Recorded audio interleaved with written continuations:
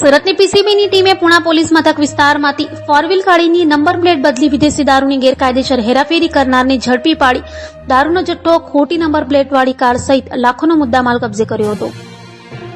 સુરતના in charge police commissioner Wabang ઝામીરે શહેર વિસ્તારમાં દારૂ જુગારની ગેરકાયદેસર પ્રવૃત્તિઓ સદંતર નાબૂદ કરવા તેમજ કાયદેસરની કાર્યવાહી કરવા સૂચના આપી હોય, જેને લઈ પ્રિવેન્શન ઓફ ક્રાઇમ બ્રાન્ચના PIRS સુવેરાનાઓના માર્ગદર્શન હેઠળ પીસીબીના પોલીસ માણસો દ્વારા પેટ્રોલિંગ કરાઈ હતી.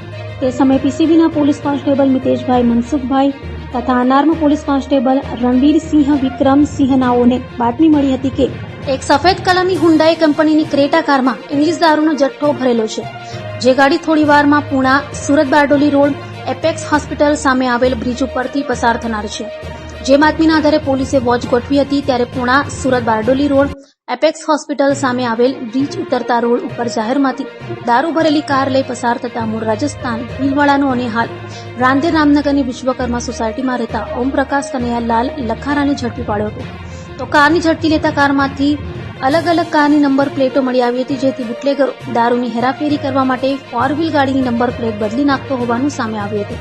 હાલ તો પીસીબીની ટીમે પુણા પોલીસ મથકમાં ઝડપાયેલ આરોપી ઓમપ્રકાશ લખારા સામે ગુનો નોંધી દારૂ અને કાર સહિત 9,16,000થી વધુનો મુદ્દામાલ કબજે કરાવ્યો હતો. તો દારૂનો જથ્થો આપનાર પાંડેસરાનો પવનસિંહ ઉર્ફે પારસ વોન્ટેડ જાહેર કરાયો હતો.